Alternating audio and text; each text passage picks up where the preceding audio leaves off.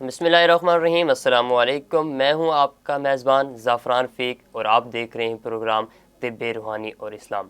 नाज़रीन, आज हमारे साथ मौजूद हैं डॉक्टर मोहम्मद इदरीस मुफ्ती साहब, जिनसे हम गुफ्तगू करेंगे, जानेंगे कुछ। तो पहले मैं उनको प्रोग्राम में वेलकम करता हूं। जी, अस्सलाम वालेकुम सर। वालेकुम अस्सलाम वरहमतुल्लाहि वबरकातुहू। सर, आज का मेरा क्वेश्चन जो है आपसे वो ये है कि बवासीर और नासूर जैसी मोज़ी अमराज का रूहानी इलाज आप कैसे बयान करेंगे? बिस्मिल्लाहिर्रहमानिर्रहीम। सुब्हानक ला इल्मा लना इल्ला मा अल्लमतना इन्नका अंतल अलीमुल हकीम। रब्बि ज़िदनी इल्मा रब्बि इश्रह ली सदरी व यस्सिर ली अमरी वहलुल उक़दतम मिन लिसानी यफ़क़हू क़ौली। जनाब ज़ाफ़रान साहब, ये दोनों अमराज जी बीमारियां जो आपने आज मौजू बनाई हैं, जी ये इंतहाई तकलीफ़ देह अमराज हैं, और ख़ुदा न करे अगर किसी को ये लायक हो जाएं तो वो बंदा, वो फ़र्द, वो बीमार इंतहाई ज़िच हो जाता है। सही। क्योंकि दीनदार आदमी के लिए, नमाजी आदमी के लिए परेशानी ये होती है कि नमाज का एहतमाम उसके लिए मुश्किल हो जाता है, सही। क्योंकि इसकी अलामत ये है कि ये चूँकि हुक्मा बताते हैं कि ये तेज़ाबी मर्ज़ है, बवासीर जो है, पाइल्स जिसे कहते हैं। बिल्कुल ऐसा ही है। तो ये गर्म चीज़ों के खाने से, तली हुई चीज़ों के खाने से सही। फिर ऐसे होता है कि अंदर एक सोजशी पैदा हो जाती है और पाखाने के रास्ते, स्टूल के रास्ते वहाँ खून का आना शुरू हो जाता है। अच्छा, बिल्कुल। और बाज़ मरीज़ ऐसे भी हमारे पास वो आए हैं कि जिनके लिए बैठना भी मुश्किल होता है, खड़ा होना भी मुश्किल हो जाता है।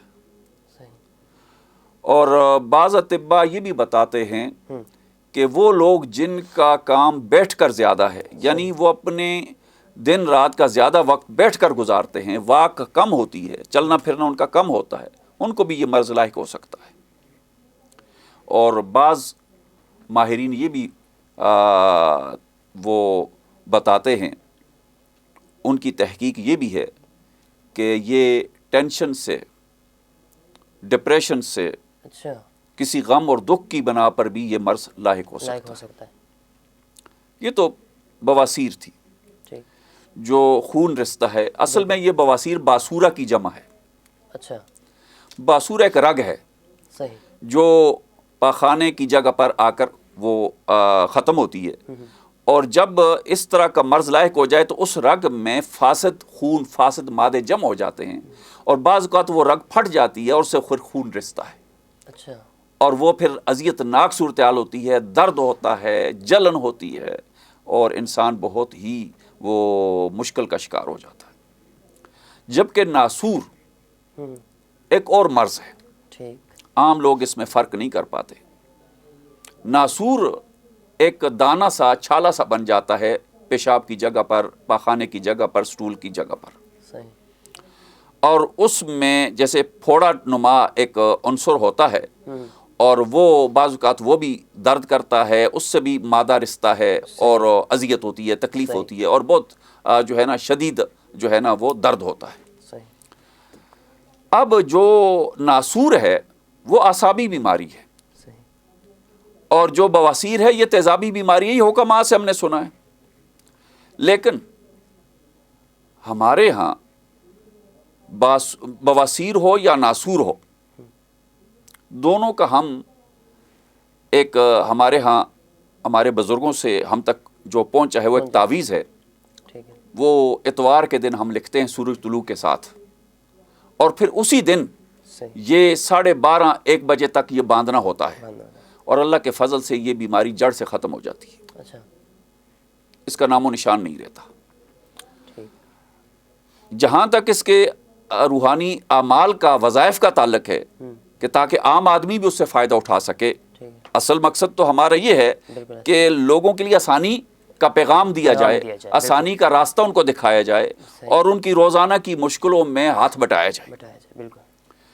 تو پہلا عمل جو میں گزارش کرنے لگا ہوں وہ یہ ہے کہ فجر کی نماز جب ہم پڑھتے ہیں، ایسا مریض جس کو بواسیر ہے یا ناسور ہے، دونوں کے لیے وہ فجر کی نماز جب پڑھے سنتے، فجر کی سنتے جب ادا کرے 2 رکعت، تو پہلی رکعت میں جب وہ فاتحہ اور آمین کے بعد صورت ملاتا ہے تو کون سی صورتیں ملائے؟ فاتحہ اور آمین کے بعد وہ پہلی رکعت میں 3 صورتیں ملائے گا۔ کون سی؟ والضحیٰ، دوسری علم نشرح، ٹھیک ہے، اور تیسری جو ہے وہ علم تر کیف۔ پہلی رکعت میں 3 صورتیں، سورہ والضحیٰ، سورہ علم نشرح اور سورہ فیل، علم تر کیف۔ یعنی اس نے پہلی رکعت کی بسم اللہ سے، پھر فاتحہ شروع کی، آمین تک پہنچا، تو پھر آگے والضحیٰ واللیل اذا سجا، جب یہ مکمل کرے گا، پھر اس کے بعد علم نشرح لک صدرک یہ مکمل کرے گا، پھر علم تر کیف فعل ربک باصحاب الفیل یہ مکمل کرے گا، اور پھر رکوع میں چلا جائے گا، اللہ اکبر۔ دوسری رکعت کے لیے جب کھڑا ہوگا، بسم اللہ کے بعد فاتحہ جب شروع کرے گا اور آمین پر پہنچے گا، تو دوسری رکعت میں بھی آمین کے بعد 3 صورتیں ملائے گا۔ کون سی 3 صورتیں؟ پہلی صورت ہوگی سورہ قریش، لإیلاف قریش ایلافہم رحلۃ الشتاء والصیف۔ دوسری صورت ہوگی سورہ کافرون، قل یا ایھا الکافرون لا اعبد ما تعبدون۔ اور تیسری صورت ہوگی سورہ اخلاص، قل ھو اللہ احد۔ یعنی پہلی رکعت میں آمین کے بعد سورہ والضحیٰ، سورہ علم نشرح اور سورہ فیل، اور دوسری رکعت میں فاتحہ آمین کے بعد سورہ لإیلاف، سورہ ایلاف ملائے گا، لإیلاف قریش، دوسری سورہ کافرون اور تیسری سورہ اخلاص، اور پھر اللہ اکبر کہہ کر رکوع میں چلا جائے گا۔ اس طرح وہ 2 رکعتیں سنتوں کی مکمل کرے گا۔ اگر وہ یہ روٹین بنا لے گا مریض، چاہے وہ بواسیر کا ہو چاہے ناسور کا ہو، اگر یہ فجر کی سنتوں میں یہ صورتیں پڑھنا اپنی روٹین معمول بنا لے گا، انشاءاللہ العزیز چند دنوں، چند ہفتوں بعد یا مہینے 2 مہینے بعد اللہ پاک فضل فرمائیں گے، اس کو اس بیماری سے نجات عطا فرمائیں گے۔ سبحان اللہ۔ یہ تو پہلا ہمارا عمل تھا۔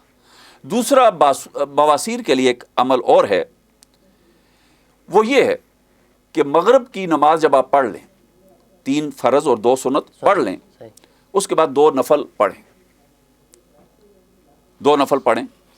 2 نفل پڑھنے کے بعد پھر آپ نے استغفار پڑھنا ہے۔ لیکن 2 نفل کیسے پڑھنے ہیں؟ 2 نفل اس طرح پڑھنے ہیں، جب آپ نفلوں میں بسم اللہ اور فاتحہ کے بعد آمین تک پہنچیں گے، ٹھیک ہے جی، تو پہلی رکعت میں آپ نے سورہ علم نشرح پڑھنی ہے اور اللہ اکبر کہہ کر رکوع میں چلے جانا ہے۔ دوسری رکعت میں بسم اللہ، فاتحہ اور آمین تک جب پہنچے، اس کے بعد دوسری رکعت میں سورہ فیل پڑھنی ہے، علم تر کیف فعل ربک باصحاب الفیل، اور پھر اللہ اکبر کہہ کر رکوع میں چلے جانا ہے۔ یعنی 2 نفل پڑھنے ہیں، پہلی رکعت میں آمین کے بعد سورہ علم نشرح پڑھنی ہے، اور دوسری رکعت میں بسم اللہ، فاتحہ، آمین کے بعد آپ نے سورہ فیل پڑھنی ہے، اور پھر اس کے بعد عام نماز کی طرح مکمل کر لیں۔ جب نماز 2 نفل مکمل ہو جائیں، پھر آپ نے 100 دفعہ استغفر اللہ ربی من کل ذنب واتوب الیہ۔ اگر اتنا پورا نہیں پڑھ سکتے تو استغفر اللہ ربی من کل ذنب اتنا پڑھ لیں۔ اگر اتنا بھی نہیں پڑھ سکتے تو استغفر اللہ ربی اتنا پڑھ لیں، 100 دفعہ، 100 دفعہ، ٹھیک ہے، اور اللہ سے پھر دعا مانگیں، اے رب کریم مجھے اس موذی مرض سے نجات عطا فرما، مجھے شفائے کاملہ عاجلہ عطا فرما، اور مجھ پر رحم فرما، اور مجھے صحت کلی عطا فرما۔ یہ تو دوسرا عمل ہوا۔ اور تیسرا بھی میں بتائی دیتا ہوں اس کے لیے۔ تیسرا عمل یہ ہے کہ جو آدمی روزانہ 41 دنوں تک باوضو ہو کر پہلے 11 دفعہ درود شریف پڑھے، پھر درمیان میں اللہ پاک کا ایک نام مبارک، اسم مبارک اسماء الحسنہ میں سے یا مالکو یہ 700 دفعہ پڑھے، پھر 11 دفعہ درود شریف پڑھے، اور یہ عمل روزانہ دہرائے 41 دنوں تک، تو اور نیت کر کے پڑھے کہ اللہ مجھے اس موذی مرض سے، بواسیر سے نجات عطا فرما۔ تو وہ جب روزانہ باوضو ہو کر پہلے 11 دفعہ درود شریف، پھر 700 دفعہ یا مالکو، پھر 11 دفعہ درود شریف پڑھ کر اپنے لیے دعا کرے گا، اے اللہ میں نے تیرے نام سے، تیرے نام کی برکت سے تجھ سے مانگا ہے، سوال کیا ہے، شفا مانگی ہے، رب تعالیٰ مجھے اس مرض سے نجات عطا فرما، شفائے کاملہ عاجلہ عطا فرما، اور 41 دنوں تک یہ بلا ناغہ کرتا رہے۔ اور خواتین کے لیے یہ ہے، اگر کسی خاتون کو ہو اور ناغے کے دن ان کے آتے ہیں، ان دنوں میں جن دنوں میں نماز نہیں پڑھ سکتی تو وہ ان دنوں میں بھی پڑھ سکتی ہیں. یہ چونکہ اللہ پاک کا نام ہے، ان کے لیے کوئی پابندی اس میں نہیں ہے، تو وہ 41 دن پورے کر لیں. ہاں اتنا ہے احتیاطاً وضو کر لیں اپنے لیے اب، تاکہ وہ تسلی ہو جائے ایک. اور یہ 41 دن کے بعد امید ہے اللہ پاک شفا عطا فرمائیں گے. اگر سپوز ٹو بی ایسا نہیں ہوتا، کچھ آثار پیدا نہیں ہوتے، پھر 41 دن کی اگلی نیت کر کے کر لے. امید ہے رب تعالیٰ آسانی فرمائیں گے اور شفا عطا فرمائیں گے. تو یہ وہ اعمال تھے جو اس بیماری سے نجات کے لیے انتہائی مفید ہیں، بہت ہی مجرب ہیں، آزمودہ ہیں، اور بڑے جید ہمارے اساتذہ کرام اور علماء کرام کے بتائے ہوئے ہیں. اگر ہم ان چھوٹے چھوٹے اعمال کو اپنی زندگی کا حصہ بنا لیں، اگر ایسا مرض خدا نہ کرے لائق ہو تو، ہاں ایسا مرض لائق ہو تو انشاءاللہ امید ہے اللہ تعالیٰ اس سے حفاظت فرمائے گا اور نجات عطا فرمائے گے. تو ہم جب کسی مریض کا اس حوالے سے علاج کرتے ہیں، ہمارے علاج میں ہم نے دیکھا ہے کہ پہلے تو 3 دنوں میں اس کو انشاءاللہ شفا ہو جاتی ہے، اور حد 1 ہفتہ ہوتا ہے اللہ پاک بالکل اس کو تندرست فرما دیتے ہیں اور اللہ تعالیٰ اس بیماری سے نجات عطا فرماتے ہیں. دعا ہے اللہ تعالیٰ ہر مسلمان کو، ہر جو ہے وہ کیا کہتے ہیں کلمہ گو کو اس موذی مرض سے اور اس مصیبت سے نجات عطا فرمائے، اور اللہ تعالیٰ تمام مسلمان کو صحت کاملہ عاجلہ کے ساتھ اسلام پر زندگی اور خاتمہ ایمان پر عطا فرمائے. وآخر دعوانا وان الحمد للہ رب العالمین. بہت بہت شکریہ ڈاکٹر صاحب، آپ نے وقت نکالا.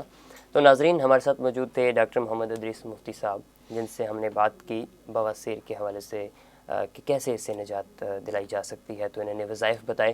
تو سب سے اللہ پاک سے دعا ہی کی جا سکتی ہے کہ ہمیں ان امراض جو ہیں، کوئی بیماری ہے تو ان سے نجات دیں اور ان سے دور رکھیں.